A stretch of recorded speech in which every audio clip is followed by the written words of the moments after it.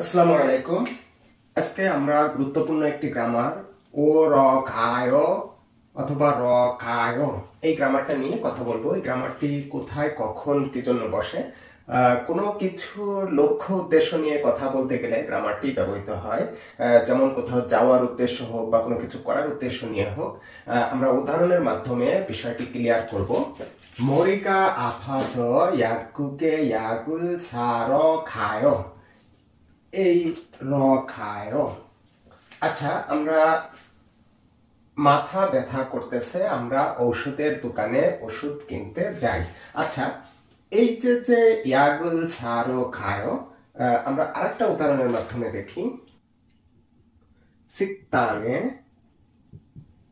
ভাবুল মকরো খায়, উনো খায়।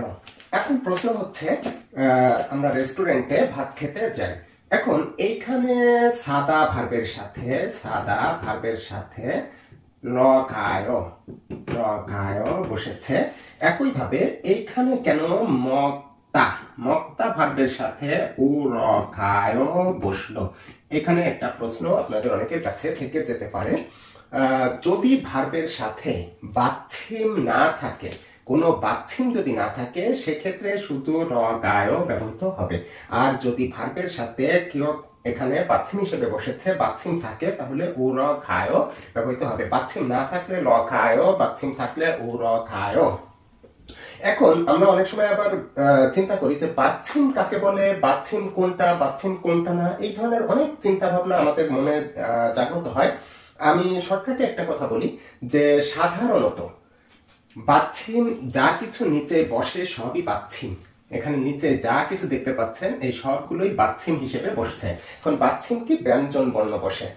ব্যঞ্জন বর্ণ আপনার যুক্ত ব্যঞ্জন বর্ণ এবং মূল যে ব্যঞ্জন বর্ণ রয়েছে, এই ব্যঞ্জন বর্ণের ভেতর থেকে 5টি যুক্ত ব্যঞ্জন বর্ণ বাদ দিয়ে বাকি সবই হচ্ছে আপনার বাচ্ছিম হিসেবে ব্যবহৃত হয়। এটা আমরা বাচ্ছিমের ক্লাস যখন নিব তখন আমরা এটি বুঝিয়ে দেব। আপাতত আমরা এটুকুন জেনে রাখতে পারি যে নিচে যে সকল ব্যঞ্জন বর্ণ বসে সবই বাচ্ছিম হিসেবে বসে। আর যদি বাচ্ছিম আমাদের হিসাব করতে কষ্ট হয়, সেক্ষেত্রে আমরা এভাবে মনে রাখতে পারি যে কোনো ভার্ব যদি স্বরবর্ণ দিয়ে শেষ হয় তাহলে র গায়।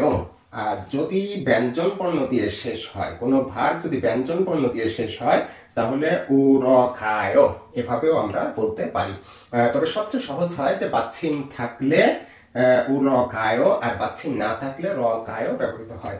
আশা করি গ্রামারটা আপনারা বুঝতে পেরেছেন যে এখানে শুরুতে আমি বলছি যে উ র খায় এটি কোন একটি লক্ষ্য উদ্দেশ্যের ক্ষেত্রে ব্যবহৃত হয়। কোন লক্ষ্য উদ্দেশ্য? মরিকা আফাছ, মাথা ব্যথা, তাই ওষুধ কিনতে ইয়াগুকে যাই। সিত্তানি রেস্টুরেন্টে কেন যাই? ভাবুল মকরো গায়, ভাত খেতে যাই। এই যে রেস্টুরেন্টে কেন যাচ্ছে, একটু উদ্দেশ্য নিয়ে ভাত খেতে। মরিকা আফাছ, মাথা ব্যথা করতেছে, তাই আমরা ওষুধের দোকানে কেন যাচ্ছি? ইয়াকুল ছাড়ো খায়। আশা করি গ্রামারটা বুঝতে পেরেছেন। সবাই ভালো থাকবেন, দেখা হবে পরবর্তী অন্য কোনো ক্লাসে।